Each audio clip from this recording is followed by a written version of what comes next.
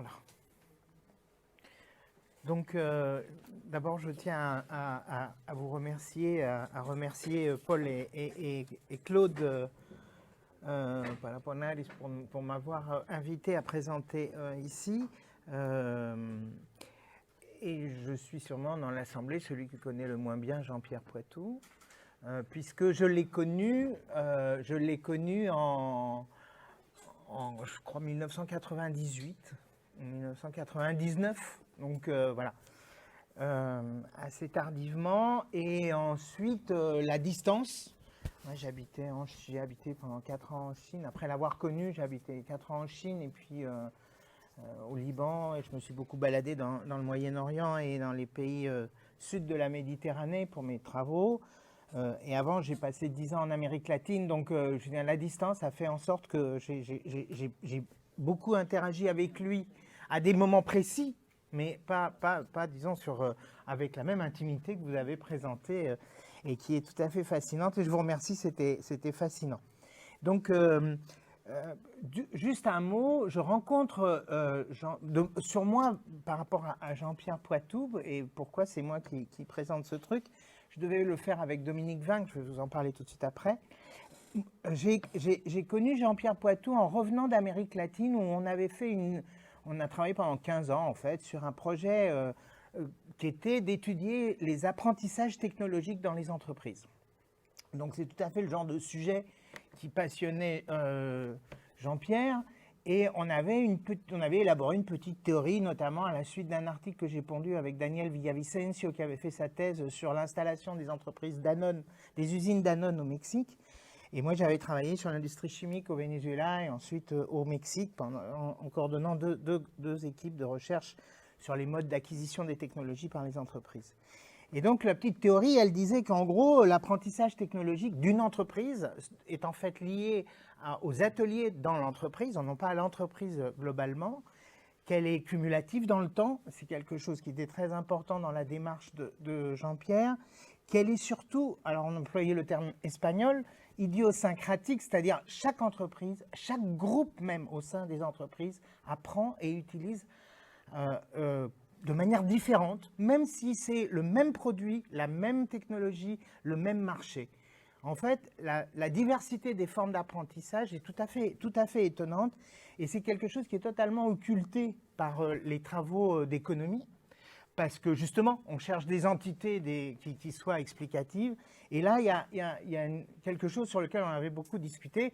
Mon explication de l'importance de ça, c'était lié à ce que moi j'appelle la connaissance tacite et qui, pour Jean-Pierre, était plutôt la connaissance liée aux outils. Qui était l'interprétation de Jean-Pierre. On a eu des discussions homériques avec un bon verre de vin autour de ça, c'était assez rigolo. Et la troisième chose, c'est que les connaissances technologiques des entreprises sont collectives et sont liées à un collectif particulier. Et non pas à n'importe... Ça ne se transmet pas parce qu'on réunit 5 personnes dans le même endroit, c'est parce que c'est ces 5 mêmes personnes qu'on réunit dans l'endroit et cette connaissance collective n'existe pas à partir du moment où ils ne sont plus ensemble. Et donc, ils ont beau être super calés chacun de leur côté, c'est le type de connaissances qu'ils vont élaborer en commun et mettre en commun en pratique qui fait l'apprentissage technologique des entreprises. Voilà, c'était un peu ça notre petite théorie. Et donc Jean-Pierre trouvait ça tout à fait intéressant et on commence à discuter.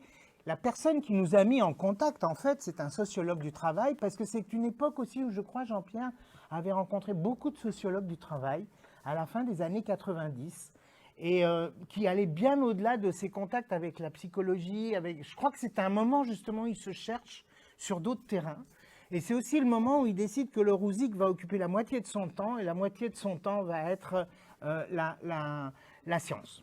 Et je pense que là-dessus, il m'avait dit, d'ailleurs, je suis un peintre professionnel, hein, je ne suis pas un peintre du dimanche. C'est clair. Oui, il avait sa carte et tout. Le Rouzic existe à part entière. Il ne faut pas mélanger tout ça. Voilà. Donc je pense que tous ces éléments faisaient qu'il était très intéressé. Et donc, Jean Ruffier, qui est toujours sociologue maintenant à la retraite, avait créé l'INIDET dont a parlé Delphine là tout à l'heure. Et on avait fait plusieurs terrains ensemble. Et il connaissait par l'intermédiaire de plein d'autres gens à Toulouse, à Lyon, tout ce groupe avec Gilbert de Tersac à Toulouse, avec les gens du labo de Lyon, le GLISI de Lyon. Il avait connu plein de sociologues. Et donc, il était venu un jour à une réunion à Lyon.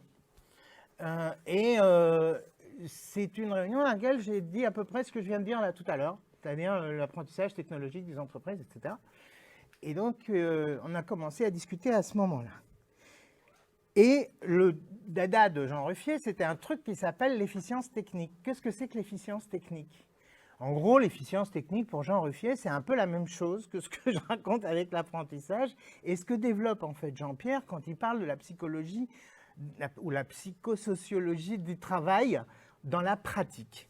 Et le mot important là, c'est dans la pratique. Et ce qui nous relie finalement, c'est qu'on était des sociologues de terrain, faisant des observations sur le terrain, et voilà.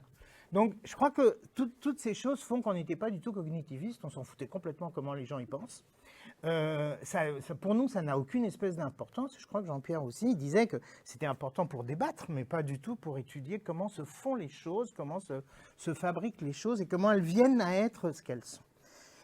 Et je pense que l'article qu'on a publié dans la revue d'anthropologie des connaissances en 2007, dans le numéro 1 de la revue, sur les connaissances, sur comment passer de la gestion des connaissances à une anthropologie des connaissances, reflète en fait cette évolution où il se posait des questions sur comment, disons, il y a des tâches de coordination, on disait autrefois, fonctionnent et comment pour saisir ça, il faudrait avoir une vision globale de la manière dont fonctionne l'articulation entre la pratique et la façon d'amener les ressources nécessaires pour cette pratique. J'emploie ce vocabulaire un peu particulier parce qu'en fait, ça peut être des gens, ça peut être des objets, ça peut être des microbes, ça peut être et ça rejoint en fait des réflexions de la sociologie des sciences de cette époque. Et en fait, la découverte de Jean-Pierre à ce moment-là, c'est la découverte de la socio des sciences, notamment en France, développée par l'équipe de Bruno Latour et Michel Calon, et qu'il a beaucoup estimé parce que justement, ils étaient intéressés à la fois par les institutions scientifiques et par la pratique scientifique. Et les objets, en dehors de ces travaux sur l'histoire de la courbe de Bézier, de la CFAO et des bureaux d'études, en fait, Jean-Pierre s'était assez peu intéressé à cet aspect de l'histoire des sciences, on va dire. Il fallait le faire parce que c'était là. Mais c'était pas vraiment son intérêt. Son intérêt, c'était vraiment la pratique de la mise en place effective des objets dans la pratique. Donc je pense qu'il a été intéressé par ces réflexions de gens qui, eux, au contraire, faisaient métier d'étudier les sciences. Et je dois dire que, donc en revenant de Chine, on avait demandé à Jean-Pierre d'exposer dans mon équipe à l'IRD, à l'Institut de recherche pour le développement, ses réflexions. Et le papier qui a été publié en 2007 est en fait une forme aboutie après l'élaboration, cette présentation. Et moi, ce qui me fascine dans ce papier, c'est la variété des références dont vous avez beaucoup parlé. Et il y en a encore d'autres que je ne connaissais pas du tout et que j'ai appris. Il faut dire que moi, je travaillais aussi à l'étranger. Comme Alain Jantet, par exemple, qui est mort récemment, en 2021. Il est mort le dernier jour de l'année 2021, qui a été un bonhomme essentiel dans la sociologie du travail, en créant notamment le CRISTO, le Centre de recherche sur l'innovation, la sociologie du travail et des organisations à Grenoble, et qui est quelqu'un pour qui Jean-Pierre avait une grande vénération. Et je crois qu'il le connaissait en plus personnellement assez bien. Et j'ai découvert en fait ça plus tard, en fait, que tout le groupe qui s'est transformé en unité de recherche à Grenoble, qui avait été tiré par Alain Jantet, Jantet a assez peu publié en fait. C'est un fabricant d'institutions, mais il a très très peu publié. La référence à Dagognier, alors il se trouve que moi j'ai travaillé sur les origines de l'agriculture et il y a un texte assez génial de Dagognier sur l'agronomie, pourquoi on ne dit pas agrologie mais on dit agronomie, et j'ai beaucoup utilisé Dagognier, qui parle il y a un texte aussi sur la main, dans la philosophie de la main de Dagognier, qui m'a aussi beaucoup étonné. Il y a la référence en fait à Lucien Febvre. Alors là, moi je suis tombé sur le cul parce que ce texte-là, sur l'anthropologie des connaissances, en fait son vrai support, disons, référentiel, c'est Lucien Febvre. c'est le bouquin sur la croyance au XVIe siècle. Et pour moi, c'était complète. Enfin, voilà, c'était vraiment. Pour moi, c'était innovant, voilà, de refaire ce rapprochement de travaux sur la pratique en se basant sur comment on établit une croyance et comment se fabrique la croyance. Et l'idée géniale de Lucien Febvre, c'est de dire qu'en fait, il y a un outillage mental, terme qu'il aime beaucoup, et cet outillage mental, en fait, sert à produire des connaissances et pas seulement à les diffuser. Et pas seulement à les diffuser, c'est notamment, parce que dans le bouquin de Febvre, il y a beaucoup de trucs sur la mise en place des de l'impression et la diffusion des manuscrits reproduits mécaniquement et qui sont toujours étudiés par les historiens à cette époque-là, en tout cas, comme des moyens de diffusion de la connaissance et notamment de la chrétienté et tout ça, ce qui est en fait ce que dément assez bien Lucien Febvre, en disant « ça ne suffit pas du tout ». C'est pas parce qu'il y a une machine qui produit en 10 000 exemplaires le truc que ça devient plus acceptable de parler de la religion, mais qu'il faut avoir cet outillage mental qui permet d'accéder en fait à cette connaissance. Et c'est ce lien en fait entre le social et le technique, entre le local et le global, on dirait aujourd'hui, je pense, qui était fascinant. De même que les références à la psychologie de Pierre Janet, que je connais, moi je ne connaissais pas, sur ce que c'est qu'un outil intellectuel, tout ça, c'était essentiel. De cette présentation qu'il nous a fait en 2004 à l'IRD, qui avait eu lieu aussi après nos discussions dont je vous ai évoqué tout à l'heure, il y a dedans des références, par exemple, aux travaux de Jeff Boker, qui, à mon avis, est une sorte de génie dans la sociologie des sciences, ou bien ou de la femme malheureusement décédée de Jeff, qui est Suzanne Lee Starr, qui a développé l'idée d'objet frontière, justement en observant comment les gens définissent un objet par des usages et des conceptions très contradictoires. Donc un musée ou un réseau informatique ou une machine à produire, faire de la CFAO par exemple, est comprise différemment par des groupes professionnels différents, mais tous contribuent à fabriquer l'objet en question et donc du coup sont à la fois, alors qu'ils ont des visions très différentes de la chose, à fabriquer un machin commun qu'ils utilisent de manière commune. Ça rejoint un peu mon idée de la connaissance idiosyncratique collective et cumulative qu'on n'arrive pas à reproduire ailleurs. Et je pense que ces débats lui ont permis un peu d'enlever des scories. Alors parce que la première version de ce texte, qu'on a publié dans la revue en 2017, après sa mort, est en fait un texte qui était vraiment une première version, qui avait été rédigé en 2000 et qui avait été présenté à Buenos Aires, à un grand colloque des sociologues latino-américains de Buenos Aires, à laquelle je viens de poser la question à Delphine tout à l'heure, et elle y était, pas moi. Et ce texte-là fait référence à deux choses qui ont ensuite disparu. L'agriculture, c'était les travaux de Jean-Pierre Darret, qui l'ont beaucoup intéressé, parce que c'est la première fois qu'on voit dans des travaux de langue française la notion de réseau de diffusion des innovations. Or, les Américains avaient déjà depuis 20 ans développé ces travaux, et c'est la première fois qu'on voit vraiment un sociologue de terrain qui travaille dans le milieu agricole utiliser ce concept. Et il ne savait pas trop quoi en faire. Le réseau, ça ne plaisait pas du tout. Le réseau, machin, non, réseau, c'est un truc un peu dégueulasse. Et quand on est communiste, je comprends assez bien. Mon papa ayant été communiste et moi-même à un moment. Donc, réseau, c'est mafieux, réseau. J'ai lu ce truc. Donc, et je crois que c'est complètement instinctif. C'est un refus quasi instinctif du concept de réseau. Mais en fait, ça l'avait beaucoup intéressé parce que justement, l'idée que, alors qui est beaucoup développée par la sociologie des sciences, en fait, et française en particulier, que le réseau est en fait la science en train de se faire, la connaissance en train de se faire. Elle s'incarne dans la façon dont se connectent les personnes.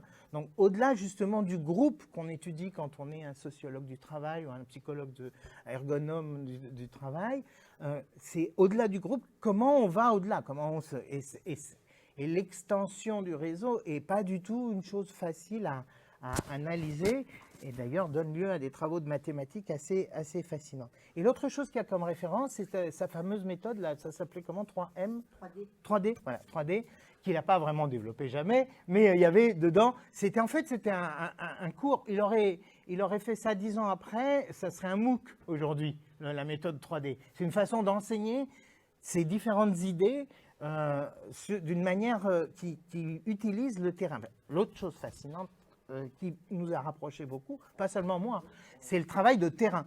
Et je pense que Je crois que c'est c'est 3A. 3A, Oui, oui. oui. 3D, 3A, 3A. J'ai été emportée par la troisième dimension. Ouais, c'est 3A. Voilà, c'est 3A. Soyons justes.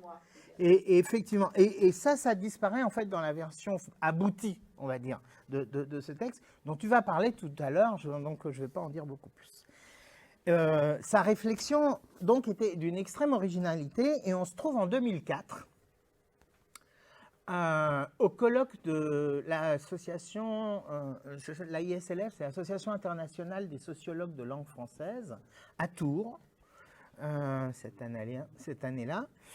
Et là, il y a Jean Ruffier qui a son petit groupe de travail. Alors, on y va tous là pour soutenir Jean. Ouais, il faisait tout à l'époque, il avait aussi des emmerdes institutionnelles, donc voilà. Et on le soutenait aussi. Enfin, il y avait un truc de lutter contre l'autorité. Et le groupe s'appelait Sociologie de l'efficience technique. Alors, déjà, c'est avec nous. C'est quoi ce machin?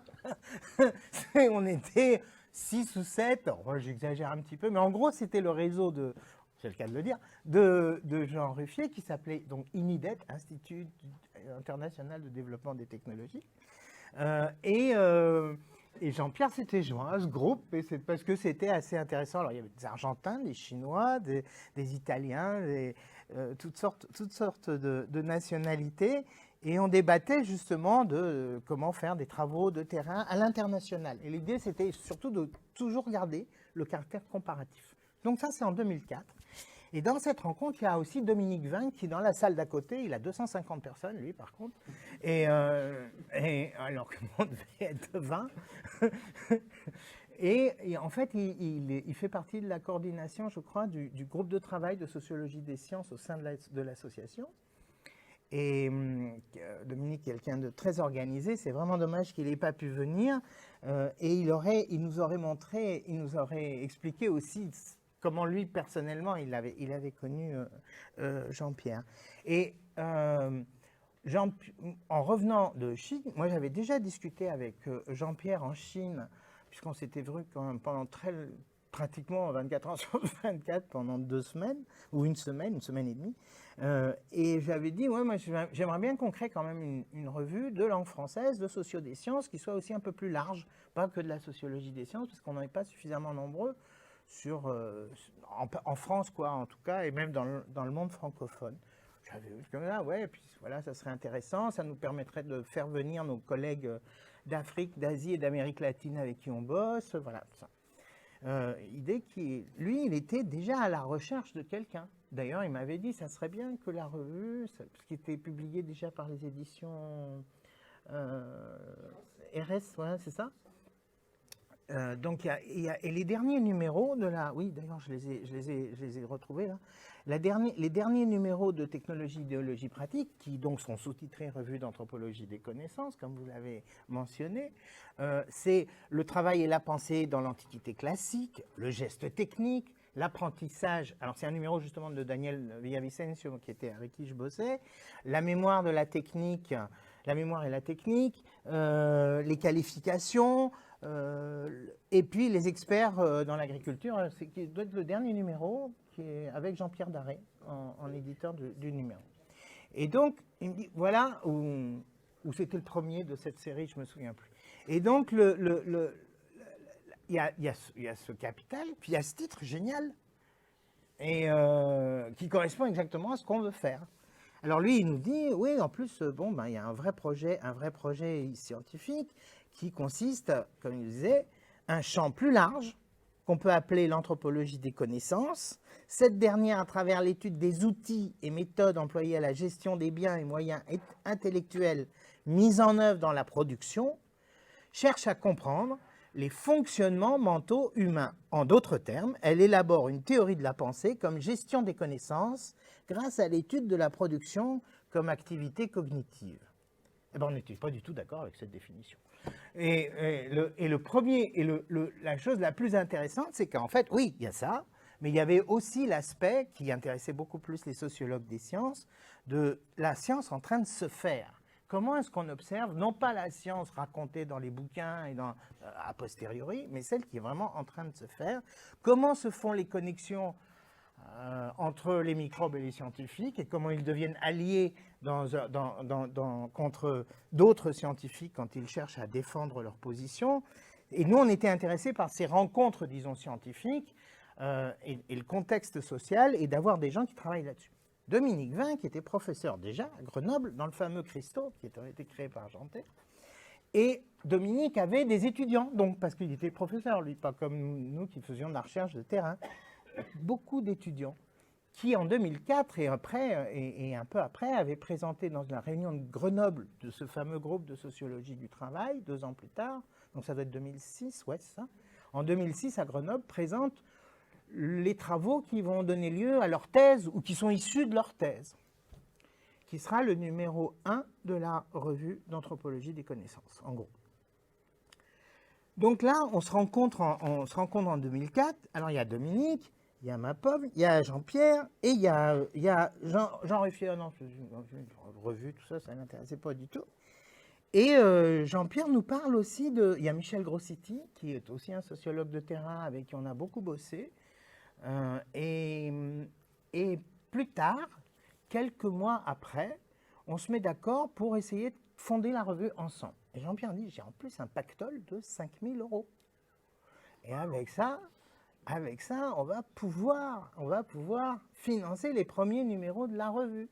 Parce que c'était ce qu'avait rapporté la revue. Il y avait une association, je crois, qui existait, qui gérait, disons, le fonds de technologie et idéologie pratique. Et il dit, si vous créez une société qui soit propriétaire du titre Revue d'anthropologie des connaissances, je vous fais cadeau des 5 000 €. Voilà. Banco. Donc on s'est retrouvés chez moi avec les statuts, on a fait les statuts, tout ça. Je suis trésorier de l'association, je connais les détails.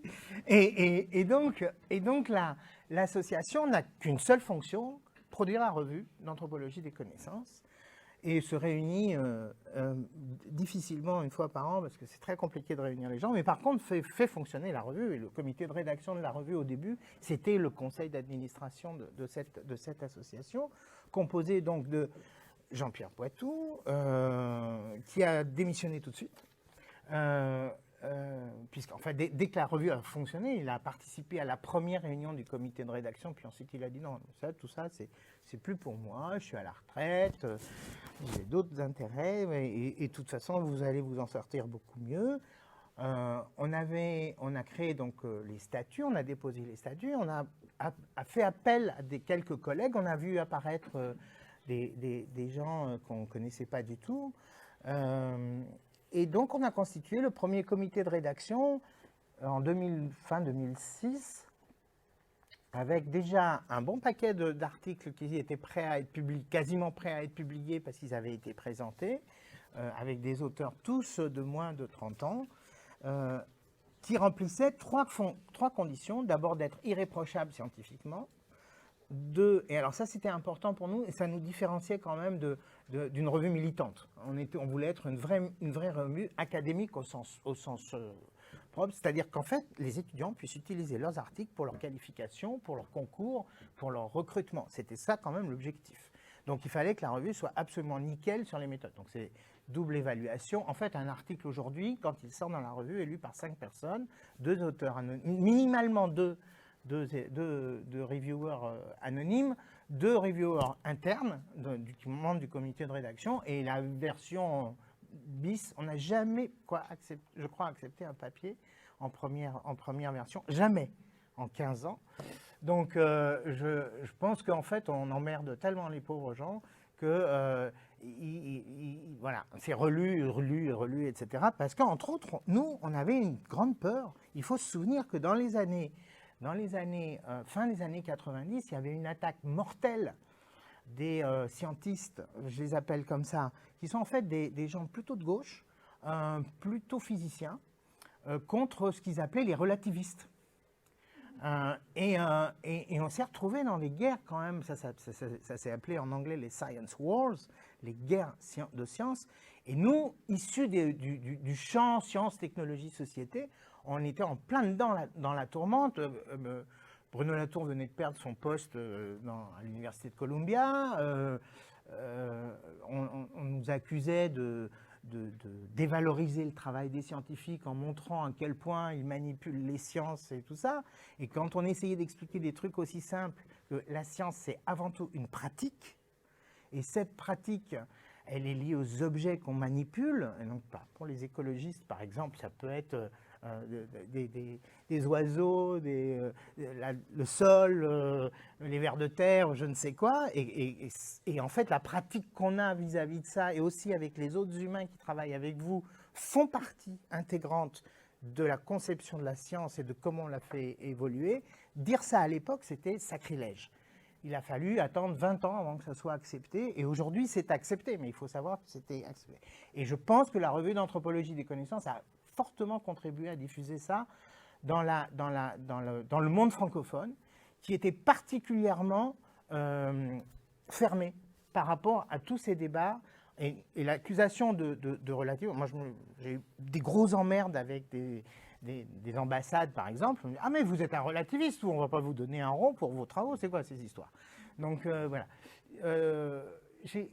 Il faut se replacer dans ce débat d'il y a 20 ans. Donc, la revue a été créée en 2007, son premier numéro en 2007. Donc, il fallait qu'elle soit absolument irréprochable scientifiquement. Il fallait qu'elle soit gratuite, parce qu'il y avait un débat sur l'accès à la connaissance, etc. Pour nous, c'était un acte militant. Voilà. C'était ça, notre acte militant, en fait. Il fallait qu'elle soit aussi en français et pas en 36 langues. Et là, en ce moment, on se pose la question, on commence à publier des papiers en allemand parce qu'on a des Suisses germanophones, donc qui écrivent aussi dans la revue. Et en fait, ils écrivent pas en français. Voilà. Et les Suisses nous ont apporté un généreux appui à un certain moment, on a été en difficulté. Et en plus, l'association suisse de STS, en fait, considère la revue comme sa revue, quoi. Enfin, c'est la revue dans laquelle ils veulent publier, quoi. Donc, voilà. Mais on est super bien. Et Dominique Vin, qui est belge, travaille à Lausanne et donc directeur du laboratoire de sociologie des sciences à l'Université de Lausanne. Donc, on avait cette idée, donc, de faire une revue qui soit en français.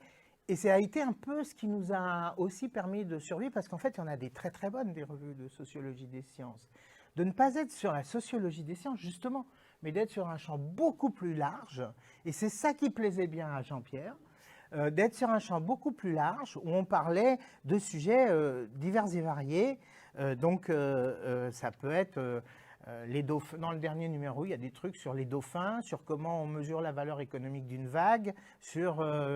il y a beaucoup de choses sur l'agroécologie. Il y a énormément de gens qui bossent sur les questions agricoles, biodiversité, environnement, du point de vue de la connexion sciences et société. Il y a un numéro spécial sur les sols, qui est absolument extraordinaire. Il y a, voilà. Donc, on a une variété de thématiques qui dépasse très, très, très, très loin, disons, les aspects d'études des ateliers dans le travail productif, industriel plutôt, et, qui était d'où viennent toutes ces réflexions. Et je pense que la revue, en fait, doit beaucoup à Jean-Pierre sur ce côté un peu combatif. Alors, j'ai oublié de dire, comme il y a beaucoup de gens ici qui connaissent bien la psychosociologie, qu'on a beaucoup essayé... dans sa lutte anticognitiviste de Jean-Pierre, de travailler avec des psychologues sociaux qui font du terrain. On a eu Christian, j'ai oublié son nom là, qui m'échappe. On a eu Christian Brassac aussi, qui a été membre fondateur même de la revue. On a deux, trois membres comme ça dans le truc. Le site de la société donne tous les détails sur la composition du comité de rédaction et tout ça. Donc là, ça s'appelle SOCANCO, c'est-à-dire Société d'anthropologie des connaissances, qui est donc la propriétaire du titre de la revue d'anthropologie des connaissances. Et on a essayé de faire venir les psychologues. On avait un problème, c'est qu'en fait, les psychologues, contrairement aux autres sciences sociales, n'ont jamais considéré la revue comme étant légitime pour les obligations académiques, disons, d'avoir des postes, d'être connus, d'être comptabilisés, etc. Jamais. Et je pense que même le fait de montrer qu'il y avait vraiment des vrais psychologues de professionnels, quoi, professeurs à l'université de Nancy ou à Paris ou même à France Télécom, enfin voilà, tous ces gens, jamais ça n'a été possible de la faire accepter. Alors je crois qu'en ce moment, il y a un travail qui est fait de nouveau, notamment parce que les grandes bases de données qui indexent ces revues jouent un rôle important là-dedans. Enfin, moi, j'ai réussi à faire entrer la revue dans le Web of Science. On l'a fait rentrer très très vite dans IBSS, qui pratiquement n'existe plus, mais ça a été très important à un certain moment. Enfin, voilà. Et en psycho, on n'a jamais réussi à rentrer dans PsycIndex, jamais. Donc, il y a une vraie difficulté sur les disciplines et ce qu'elle reconnaît comme étant légitime et ce qui n'est pas légitime, disons, du point de vue professionnel. Mais par contre, dans tous les autres domaines, on n'a jamais eu de problème et on a une tripotée aussi de gens qui venaient des sciences naturelles, des agronomes, des ingénieurs, il y a énormément de numéros et énormément d'articles publiés sur le virtuel, sur l'informatique, voilà, sur les modes collaboratifs de recherche et ces différents travaux comme ça, il y en a aussi, je sais pas, des derniers que j'ai piloté, parce qu'ensuite, un membre de la revue pilote un papier pour essayer de le faire aboutir à travers le sujet.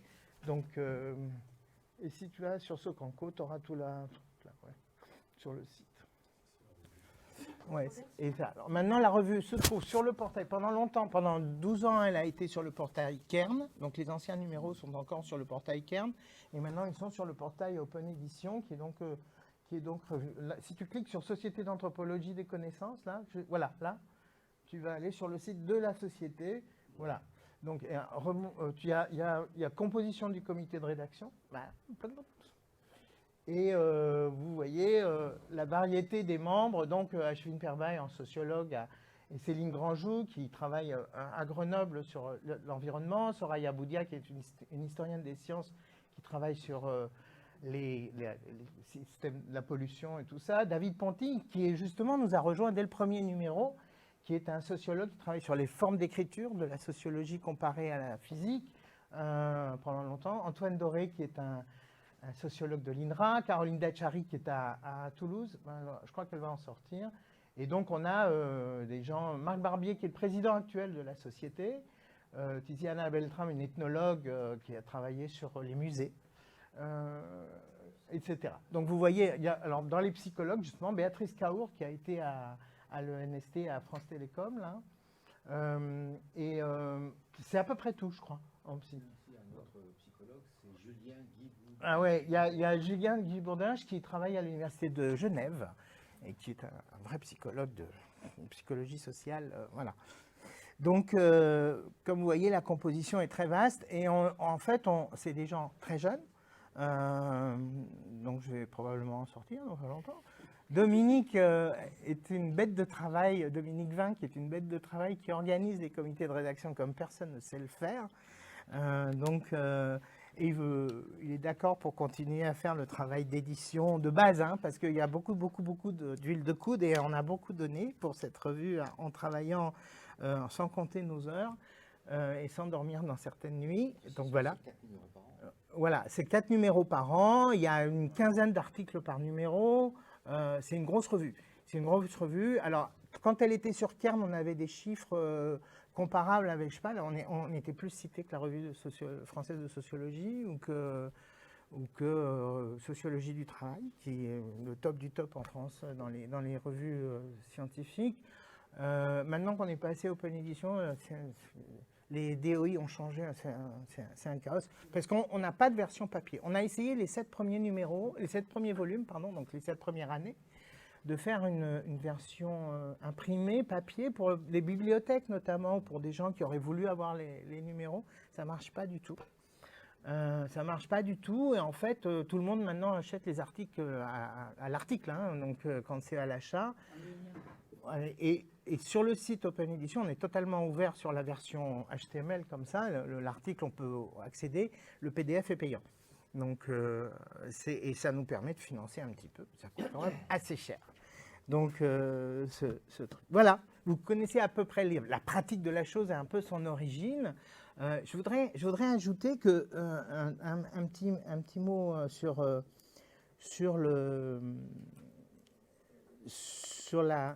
l'évolution de la revue et ce que j'en vois, disons, qui est très, comment on dit, Poitevin, non? Quand on est dans la suite des idées de Jean-Pierre Poitou, c'est que une chose qu'on a gardée dans la revue, qui à mon avis était un des garants de la qualité de la revue, parce que c'est une revue de très haute qualité, c'est qu'on n'est pas toujours les mêmes à publier entre un groupe de même auteurs, disons, qui se connaissent. C'est-à-dire que ça a été très très rapidement des auteurs venant d'horizons très très variés, énormément. On a plus de téléchargements venant d'Amérique latine et d'Afrique que de France, ce qui est quand même assez remarquable. Et on a gardé, par contre, le comité de rédaction fait des réunions, il en fait 10 par an, très régulièrement, et je pense que ça aussi, ça a continué. C'est-à-dire qu'en fait, on a quand même constitué un collectif qui a une pratique collective, et on s'est appliqué les propres principes de Jean-Pierre, finalement.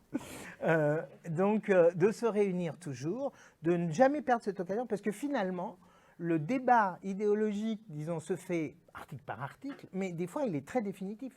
Il y a eu des moments où on a décidé, non, ça, philosophie, non, et ça va être très compliqué pour un philosophe de publier. Parce qu'il y a, va falloir, on en a un, Xavier Guchet, qui est dans un laboratoire qui est absolument extraordinaire, qui est un laboratoire qui amène des techniciens de l'informatique avec des philosophes et des économistes, qui se trouve à l'université de Compiègne. Mais Xavier, c'est un bonhomme rarissime. Je veux dire, des philosophes qui travaillent avec des techniciens, des ingénieurs de l'informatique, il y en a pas beaucoup. Donc, mais c'est vrai qu'on a eu beaucoup de propositions d'épistémologie. Alors, le mot qu'on déteste, c'est épistémologie.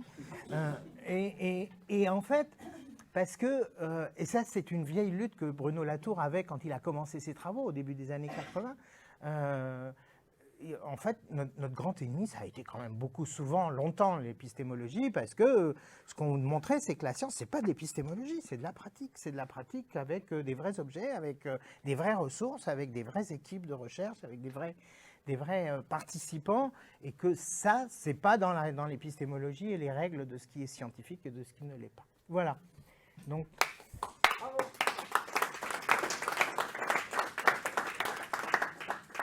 Merci beaucoup pour l'intérêt et